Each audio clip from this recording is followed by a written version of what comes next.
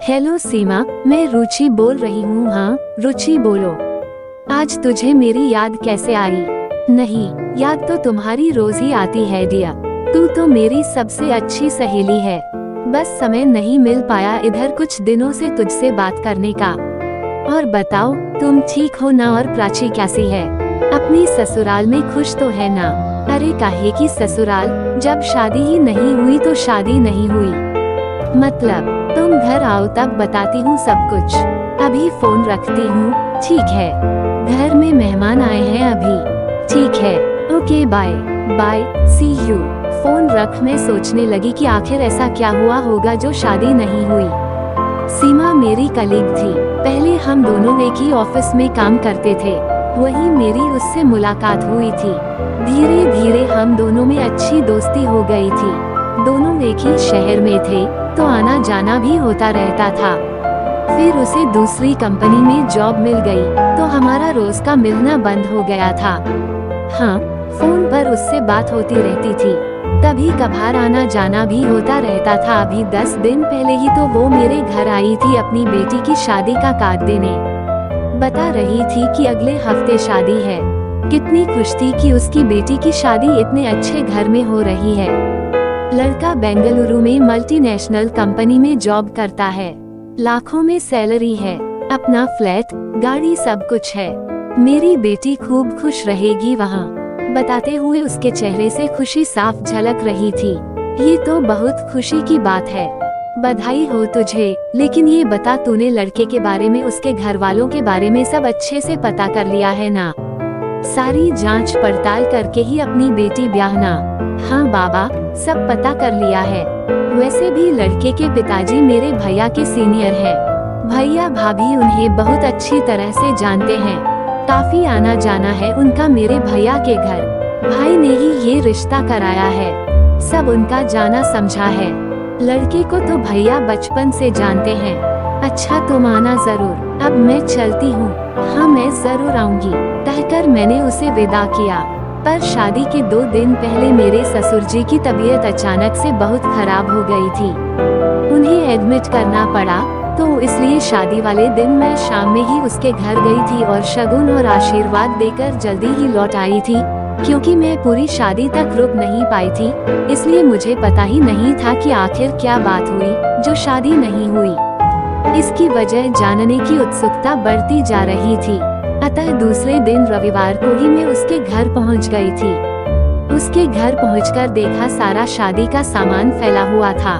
बहुत खामोशी थी, जैसे बेटी की विदाई हुई हो।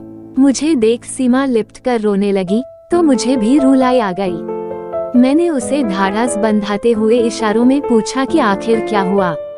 आओ कमरे में चलकर बात करते हैं, उसने कहा। कमरे में पहुंचते ही सीमा बोली, जानती है रुचि, तू सही कह रही थी कि मुझे अच्छी तरह जांच पड़ताल करके ही शादी तय करनी चाहिए थी।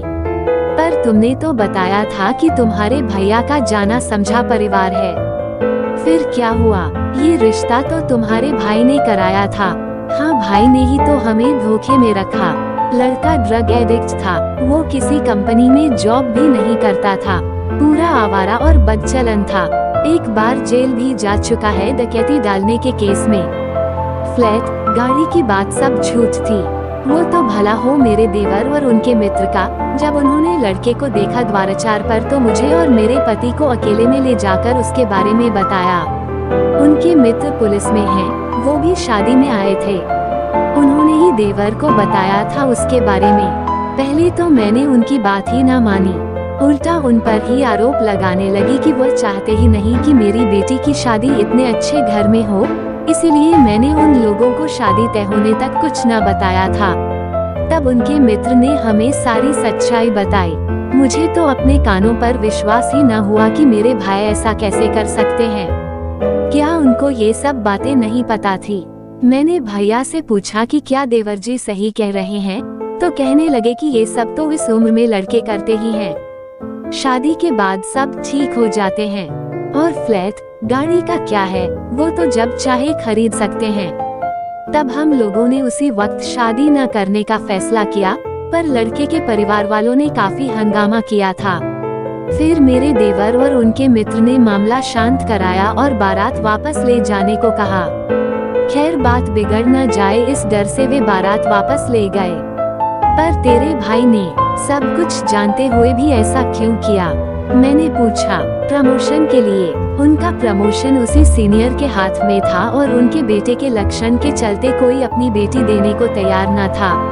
इसलिए मेरे भाई ने मुझे धोखे में रख ये रिश्ता तय कराया था कि अगर उनके आवारा बेटे की शादी मेरी बेटी से हो जाएगी तो उनका प्रमोशन तो उनको करना ही होगा। मैं हमेशा से अपने ससुराल वालों को ही गलत समझती थी, पर अब ये एहसास हुआ कि हमेशा ससुराल वाले ही गलत नहीं होते हैं।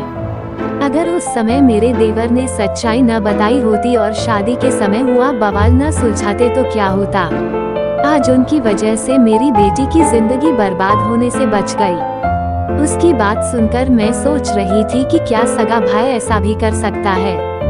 इतना बड़ा धोखा, वो भी अपनी बहन के साथ, कि उसकी बेटी की जिंदगी ही बर्बाद हो जाए।